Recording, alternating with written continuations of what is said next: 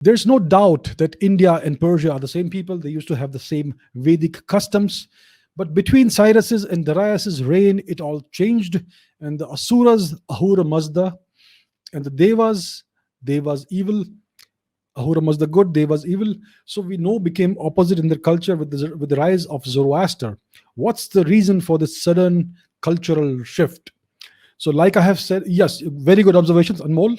So, like I have said in previous episodes, the Persians are the Parshva people. They are the descendants of the Parshva clan of the Rigvedic Indians. There was this great battle, the battle of the 10 kings, and a great many of these clans were exiled. They lost the battle. They were thrown out of India. They were exiled westwards and northwards. So the Parshva people went and settled in present day Persia. The land Persia is derived from that word Parshva. So, like you say, there's no doubt that we are the same people. Uh, and these people were Hindus. I mean, if you call that religion and culture of that time Hinduism, then these original Persians were Hindus. And then at some time, this change happened. It happened because of the rise of this one person, Zoroaster. His name was Zarathustra. Zarathustra.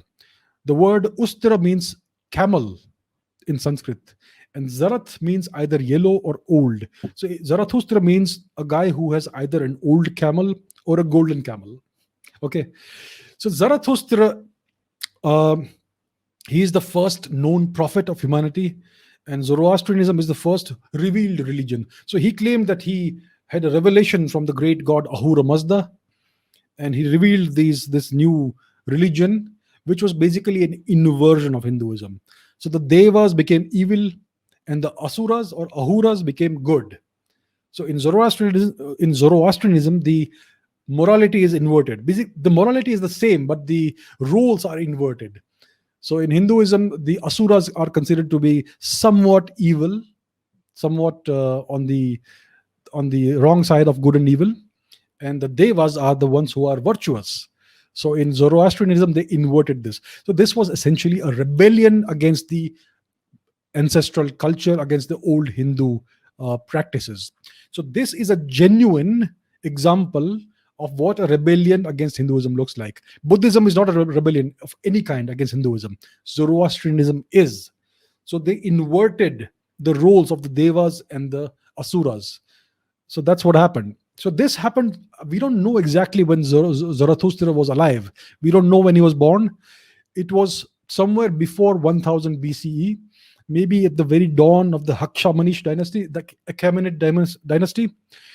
And Cyrus, Darius were all Zoroastrians. They wrote about in their inscriptions the greatness of Ahura Mazda, etc. So the reason for this cultural shift is the emergence of Zoroaster, of Zarathustra, and for some reason his teachings and preachings were for some reason adopted very widely. We don't know what happened. It's all lost in the myths of time. I think Zarathustra was born in Bahlika, Balkh perhaps, present day Afghanistan, that time Western India. So we don't know what caused this to be so quickly widely adopted throughout the Parshva region, but it happened, and so the roles were inverted. And that Zoroastrianism, even though it has the same traditions, the same language, and the same origins as the other Vedic customs, it was actually an act of rebelling against the old ancestral culture of the Parshva people. So that's what we know about it. Zoroastrian people today exist mostly in India, right? Some do live in Persia, but they are very badly oppressed and marginalized, so they had to escape to India. So it was a long journey, a full circle. They came back to the land of their origin, and that's where the majority of Parsees or Zoroastrians still live today. So it's an interesting episode of our ancient shared history between India and Persia.